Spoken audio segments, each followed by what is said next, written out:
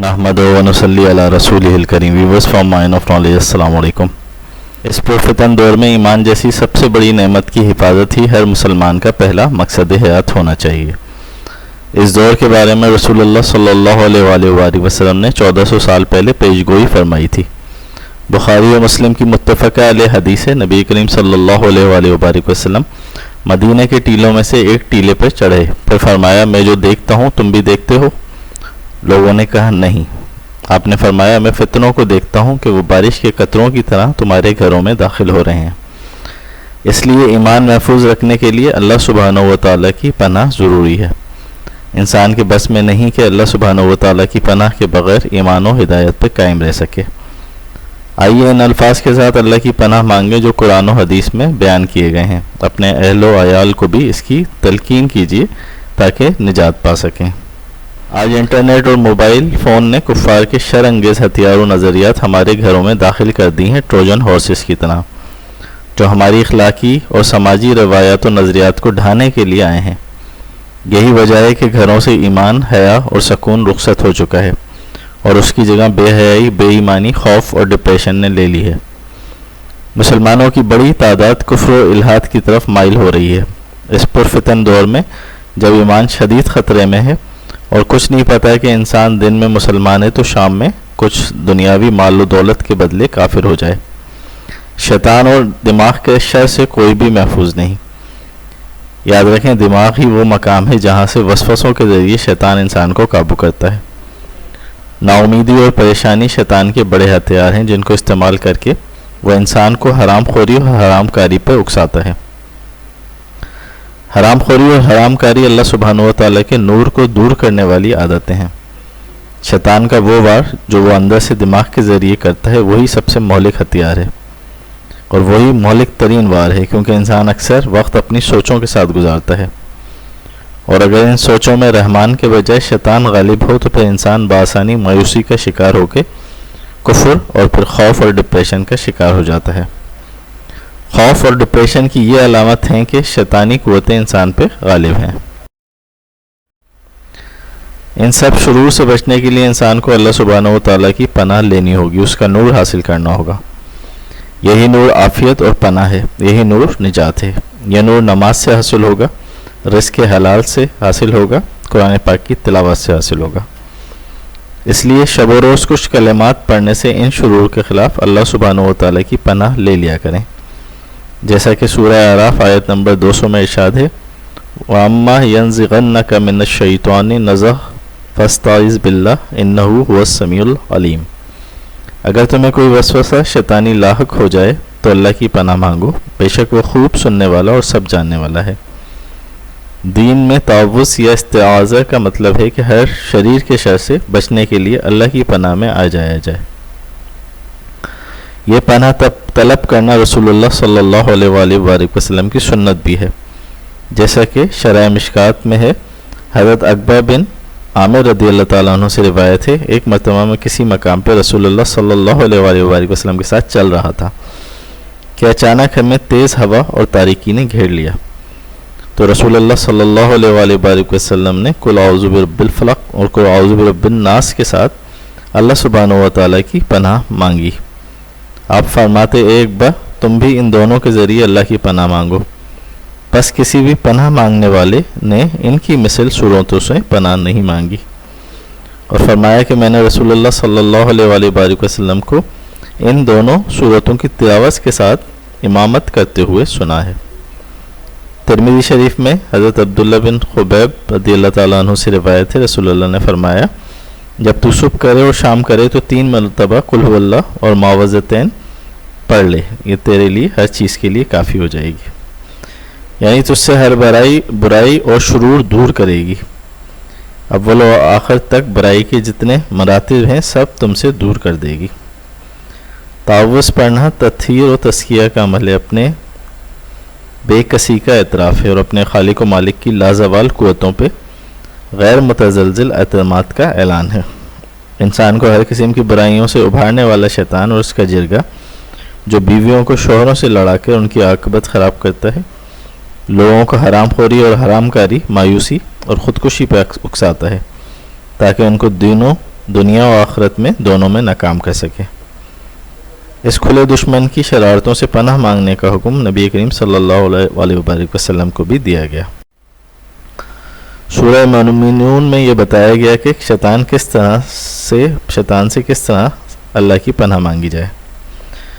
وَقُلْ رَبِّ أَعُوذُ بِكَ مِنْ ہَمَزَاتِ الشَّيْطَانِ وَأَعُوذُ بِكَ رَبِّ أَنْ يَحْضُرُونِ، اور پناہ مانگو کہ پروردگار میں شیطان کی اکساہٹوں سے تیری پناہ مانگتا ہوں، بلکہ اے رب میں تو اس سے بھی تیری پناہ مانگتا ہوں کہ وہ میرے پاس آئیں۔ شیطان کی اکساہٹوں سے پناہ مانگنے کی ہدایت کی گئی، اس لیے کہ اس کا علاج صرف اللہ سبحانہ و تعالیٰ کے دستے قدرت میں ہے۔ ان آیتوں کے علاوہ قرآن کی سب سے آخری سورہ شیاطین جن و انس کی وسوسہ اندازیوں سے استعاذہ کے لیے ہی نازل کی گئی۔ اس میں پناہ مانگنے کا حکم بھی دیا گیا اور اس کے الفاظ بھی سکھائے گئے ہیں۔ سورہ ناس سے پہلے سورہ فلق میں ہر شر اور ہر برائی سے اللہ کی پناہ مانگنے کی دعا سکھائی گئی ہے، اسی لیے ان دونوں صورتوں کا نام معوذتین رکھا گیا ہے۔ ان دو مستقل صورتوں کو نازل کرنے سے معلوم ہوتا ہے کہ استعاذہ اور تعوذ یعنی اللہ کی پناہ مانگنے کی دعاؤں کو دین میں کیا مقام حاصل ہے اور اس کی کیا اہمیت ہے۔ غصے اور غضب دور کرنے کے لیے نبی کریم صلی اللہ علیہ وآلہ وسلم نے اعوذ باللہ من الشیطان الرجیم پڑھنے کی تعلیم دی ہے، اور قرآن کی تلاوت کرنے سے پہلے بھی پڑھنے کی ہدایت فرمائی گئی ہے۔ سورہ فلق میں ہے، کہیے میں پناہ مانگتا ہوں مالک سے اپنے صبح کے ہر چیز کی برائی سے جو اس نے پیدا کی، اور اندھیری رات کی برائی سے جب اس کا اندھیرا چھا جائے، اور گنڈوں پہ پھونکنے والوں کی برائی سے اور حسد کرنے والوں کی برائی سے جب وہ حسد کرنے لگے۔ اسی طرح سورہ ناس میں کہا گیا، کیونکہ وسوسے بہت زیادہ خطرناک ہوتے ہیں تو ان وسوسوں سے، شیطانی وسوسوں سے پناہ مانگنے کے لیے سورہ ناس میں کہا گیا، تم کہو میں تمام لوگوں کے رب کی پناہ لیتا ہوں، تمام لوگوں کا بادشاہ، تمام لوگوں کا معبود، بار بار وسوسے ڈالنے والے، چھپ جانے والے کے شر سے، وہ جو لوگوں کے دلوں میں وسوسے ڈالتا ہے جنوں اور انسانوں میں سے۔ اللہ کے پناہ مانگنے والی دعاؤں یعنی تعوذات میں اللہ سبحانہ و تعالیٰ کے حضور اس عاجزی و بے کسی کا اظہار بھی ہے جو بندگی کا جوہر و اللہ کی ذات پہ وہ اعتماد و توکل بھی جھلکتا ہے جو بندہ مومن کو دنیا کے ہر خوف سے آزاد کر دیتا ہے۔ یہ تعوذات معبود اور عبد کے رشتے کو زندہ بھی کرتے ہیں اور اسے ثبات و استحکام دیتے ہیں۔ سورہ فلق و ناس کا صبح شام 10 بار پڑھنا ہر فرض نماز کے بعد اور سوتے وقت 3 بار پڑھنا اللہ کی پناہ میں آ جانے کا اہم وظیفہ ہے۔ خوف اور وسوسے زیادہ ہوں تو چلتے پھرتے پڑھتے رہیں، یہ شیطان کے خلاف مضبوط ڈھال ہیں، اور یہ نہ صرف دفع مصائب و علام، رفع خطرات و مشکلات اور ازالہ حزن و ملال کے لیے بھی کارگر ہے، اور سکون قلب، تہذیب نفس اور عمل کی صفائی کے لیے بھی نسخہ کیمیا ثابت ہوگی۔ ترمذی شریف کی حدیث مبارکہ ہے، رسول اللہ صلی اللہ علیہ وآلہ وسلم نے حکم دیا کہ ہر نماز کے بعد معوذات پڑھا کرو۔ یہ معوذات دوسرے شروع یعنی سانپ، بچھو، کیڑے مکوڑوں، جنات، جادو، نظر بد اور بیماری سب سے حفاظت کرتے ہیں، جیسا کہ مشکات شریف کی روایت میں رسول اللہ صلی اللہ علیہ وسلم کی انگلی پہ بچوں نے کاٹ لیا تو آپ نے انگلی پہ پانی بہایا اور انہی معوذات کو دم کیا۔